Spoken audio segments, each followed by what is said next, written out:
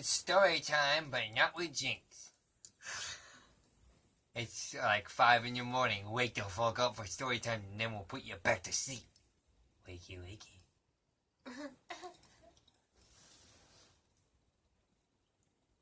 Well, what's the story, my love? We want to know. Labyrinth. Oh. Are you okay? Yes, bad knee. This chapter I can't really pronounce. Let me see. Pic de Soloac. Sabartha Mountains, Southwest France. You're on your own with that. I don't know that word. A single line of blood trickles down the pale underside of her arm. A red seam on a white sleeve. At first, Alice thinks it's just a fly and takes... What are you doing? I'm loving this story. Continue. Insects on an occupational hazard at a dig, and for some reason there are some flies higher up the mountain where she is working. Then at the main excavation site, lower down, then a drop of blood splashes into her bare leg, exploding like a firework in the sky on Guy Fawkes. Sorry. Night. Continue. This time she does look and sees that the cut on the inside of her elbow has opened again. It's a deep wound, which doesn't want to heal. She sighs and pushes the plaster and lint dressing tighter against her skin. Then, since there is no one around to see, she licks the red smear from her wrist. Strands of hair, the color of soft brown sugar, have come close from under her cap. She tucks them behind her ear and wipes her forehead with her handkerchief. Forcing her blood back into a tight knot. There. What are you doing? The camera. They're probably like, what the fuck are you doing? Sorry, people.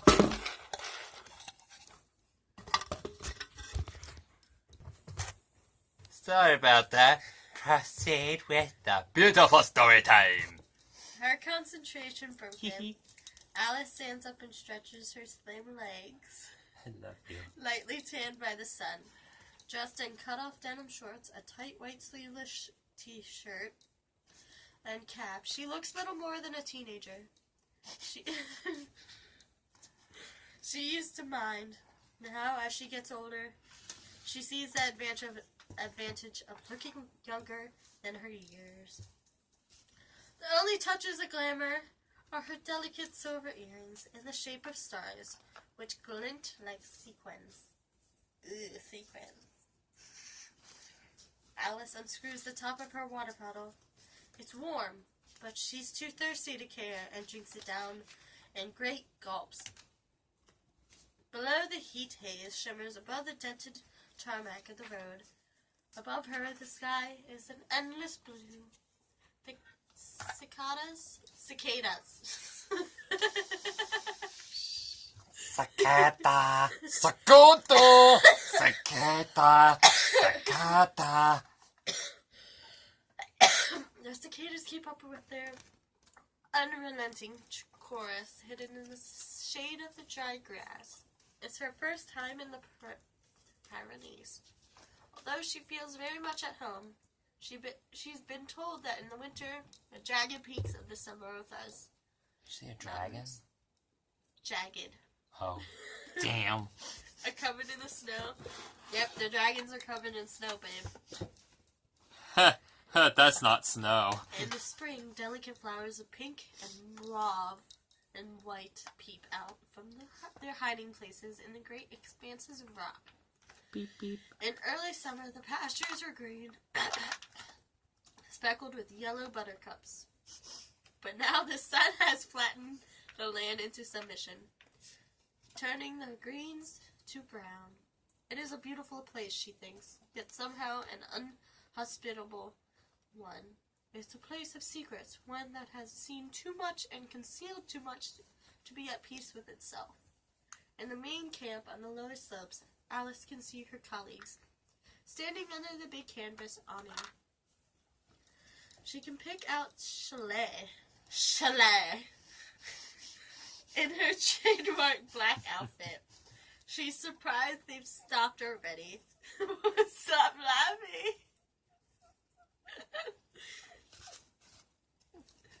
It's early in the day to be taking a break, but then the whole team is a bit demoralized.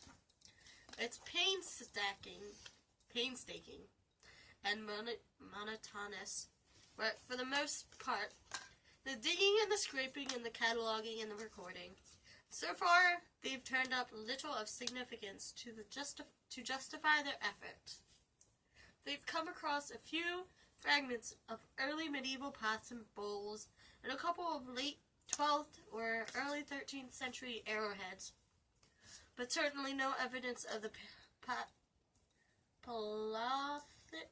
Pelothic settlement, which is the focus of the excavation. I see you. Proceed with the story. Alice is tempted to go down and join her friends and colleagues and get her dressing sorted out. The cut marks in her calves are already aching from squatting. Well, then don't squat so much. Oh, dear. Bloody hell. I wonder what she's doing. Pooping. Ew. The muscles in her shoulders are tense, but she knows that if she stops now, she'll lose her momentum. Oh my God! This is starting to get pretty kinky. Hopefully her luck's about to change. So it's already there. She's already lucky. Earlier she noticed something glinting beneath a large boulder. Oh my God! It's a boner. It shivered. It was glinting. It's a shimmery boner. Propped against the side of the mountain, neat and tidy. At Almost least they're as clean. if it has been placed by a giant hand. Oh my God.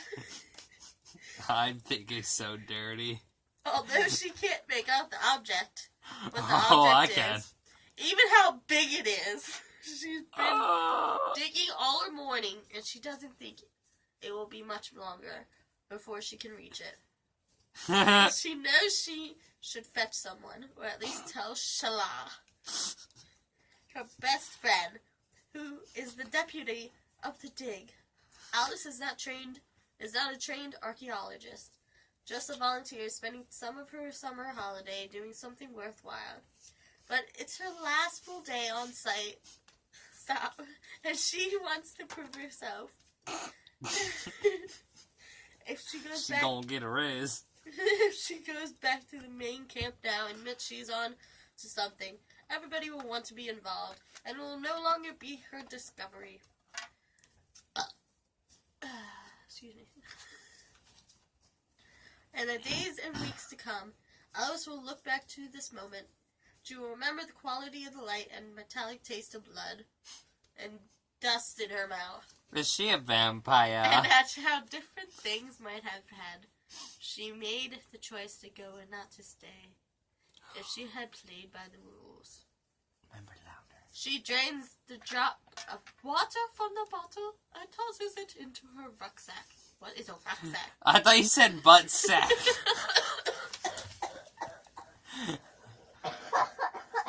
I could have sworn you said butt sack.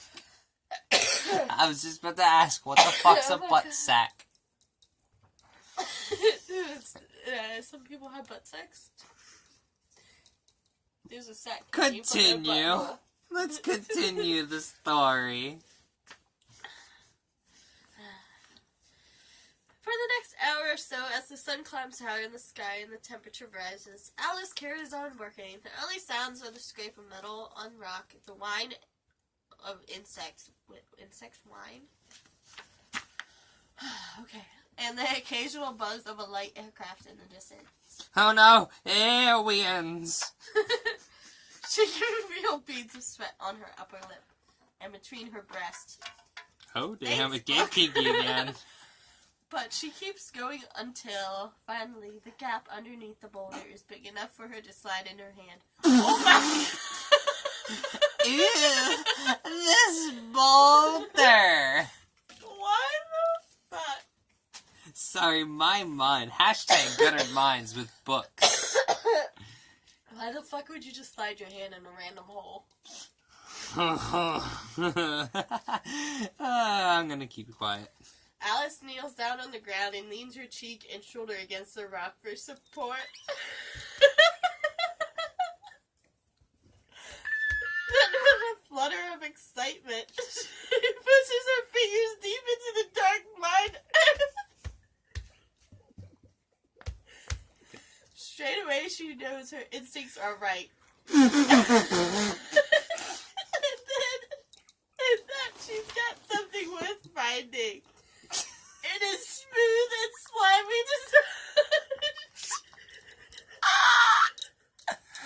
touch. Again, pterodactyly. Little nut stone, grasping it firmly.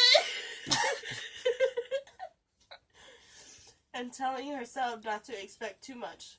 Slowly, she eases the object out into the light. Oh my god! She has to make sure it's big enough. The earth seems to shudder. Oh dear, it's an earthquake. Reluctant to give up its treasure. Oh my god. The rich cloying smell of wet soil fills her nose and throat. Oh my god! Although she barely notices, she is already lost in the past, captivated by the piece of history she cradles in the palms of her hand.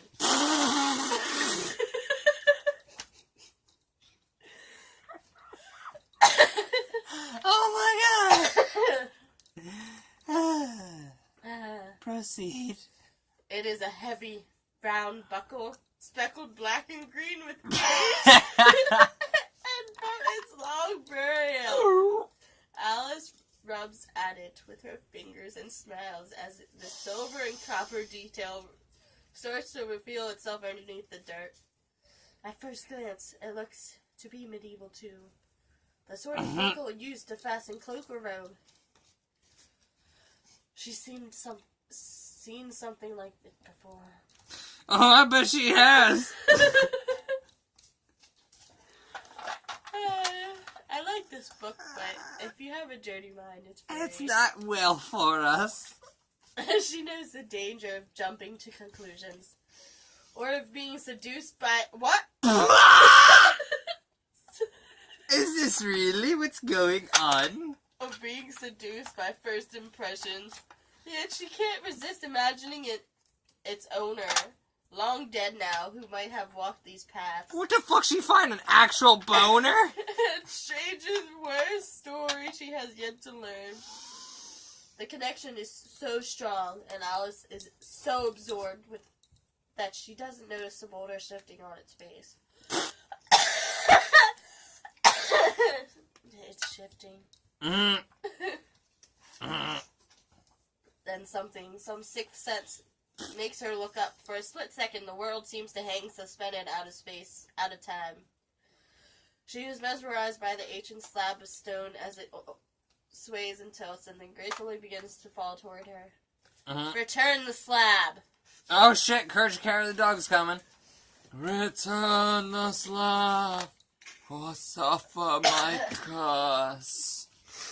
That sounded like I just had an orgasm. At the very last moment, the light fractures, the spell is broken, Alice throws herself out of the way. Half tumbling, half slithering, she slithers!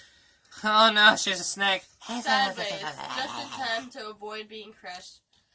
The boulder hits the ground with a dull thud, sending up a cloud of pale brown dust, then rolls over Thud. and over, as if in slow motion, Oh dear. until it comes to rest farther down the mountain. Oh Alice my. clutches desperately at the bushes and scrub. Oh my god! She likey the bush. To stop herself slipping any further. For a moment she lies sprawled in the dirt, dizzy and disoriented. That must Oh my have been a hell of a God, you guys. ride. Yeah. As it sinks in, oh my god. It's How very sinking. close she came to being crushed. Well, she turns can. cold. Too close for comfort, she thinks. Oh my god. She takes a deep breath, waits for the world to stop spinning. You guys had some really rough sex, didn't you? Is that part of the story? No. Oh. I just said it. Oh. Gradually, the pounding in her head dies away. That's not the only The pounding. sickness in her stomach settles, and everything starts to return to normal. Enough for her to sit up and take stock. Her She knees can still sit. Her knees are grazed and streaked with blood, and she's knocked her wrist where she landed awkwardly, still clutching the buckle in her hand to protect it. But basically, she's escaped with no more than a few cuts and bruises. I'm not hurt.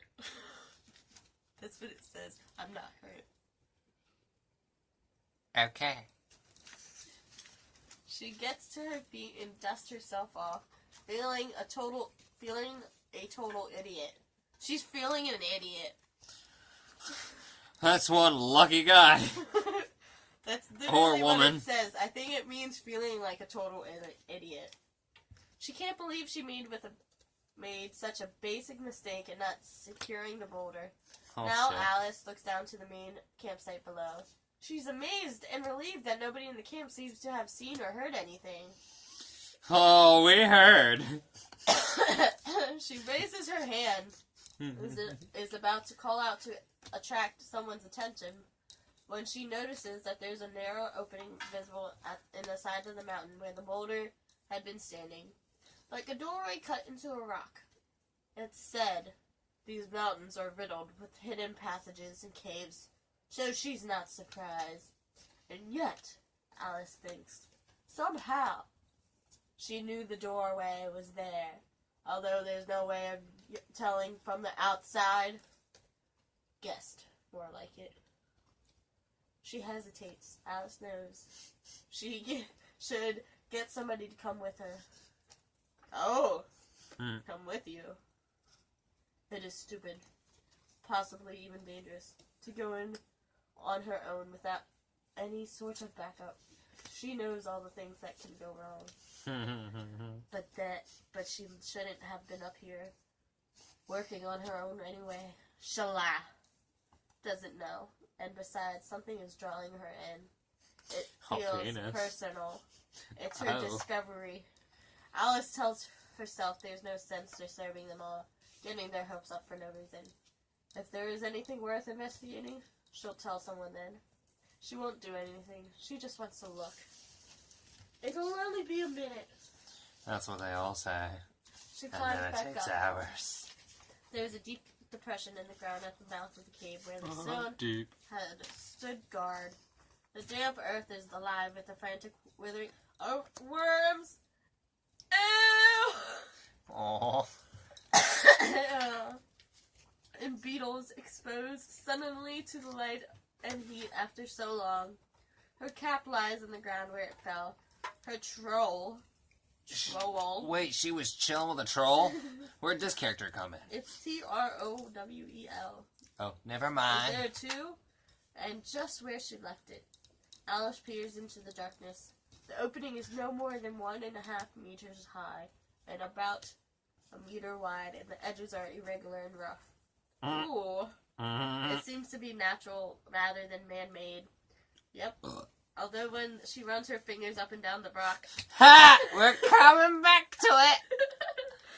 she finds curiously smooth patches where the boulder rested.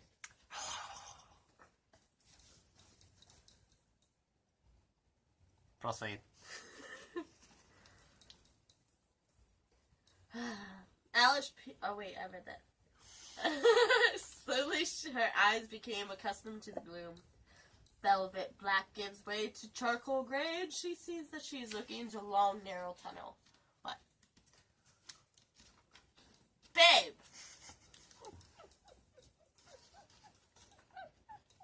This is story time, not sexy time.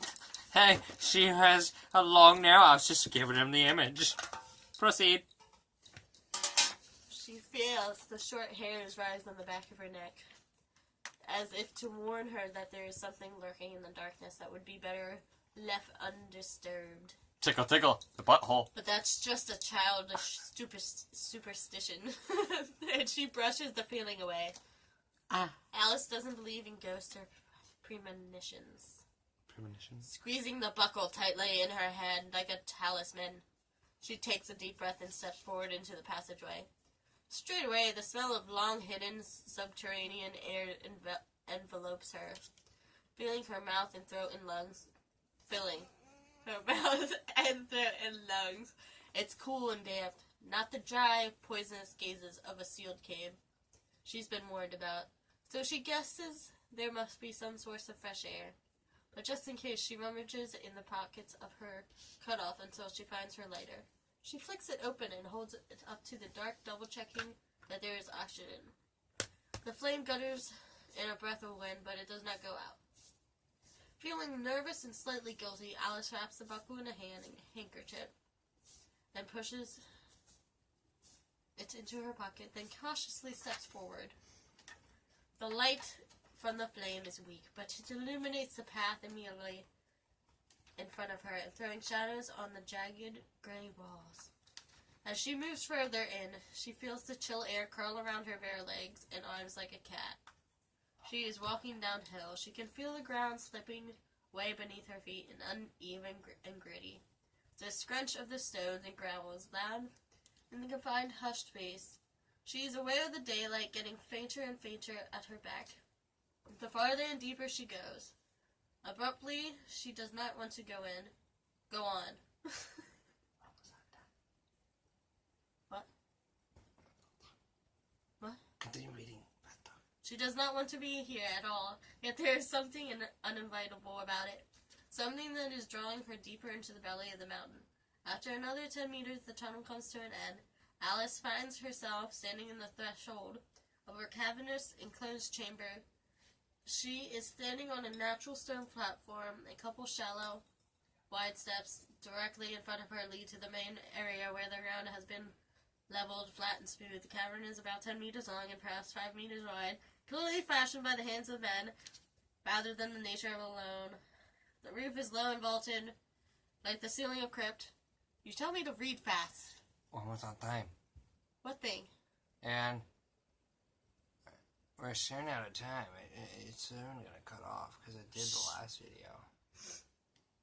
Alice is holding the flickering single flame higher and bothered by a curious prickling familiarity that she cannot account for. She is about to descend into the steps and she notices there are letters described in the stone at the top. She bends down and tries to read what is written. Only the first 3 words in the last letter, N or H maybe, are legible. The others have been eroded or chipped away. Alice rubs at the dirt with her fingers and says the letters out loud. The echo of her voice sounds somewhat hostile and threatening in the silence. Oh, we still got a lot to go. Well, we're gonna end it here.